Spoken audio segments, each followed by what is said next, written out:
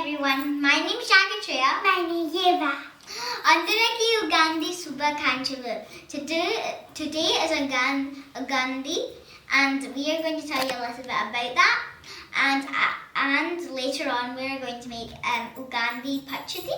Yes. We're excited to do that because that's our first time making it. Yes. Our mom's going to teach us, and we're so excited for that. Yes, I think actually it's New Year in India. Yes, that's correct. Ugadi can also be split into two. Uga, which means year or age. Adi, which is beginning or start. Age, start, year, beginning. That's why it's called New Year and New Year beginning. Yuva, do you know anything else? No. Well, do you want me to tell you something really amazing? Yes. So Ugadi is celebrated on the first day of Chaitra Masam, which is usually falls between March and April, following the Hindu calendar. Did you know that? No, but what's Chaitra Masam? I think it's a celebration that lasts 10 days.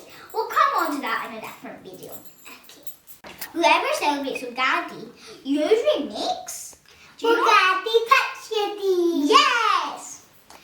So, Ugadi Pachadi has 6 different tastes, and they correlate to 6 different emotions. Do you know that? No. I'll give you a clue. Happiness. Yes! You got the first one. The second one is sadness. Third one, do you know? Anger. Yes. Do you know another one? Any other? Fear. Yes. Surprise. Yes. One more. Disgust. Yes. You got them all. So, for happiness, we put in sweet. For sadness, we put in tamarind. For fear, we put in salt. For angry, we put in chili. For disgust, we put in bitter leaves. But in Scotland, we don't have them, so we put bitter gourd. And for surprise, can you guess? Mango. Our favorite Indian fruit.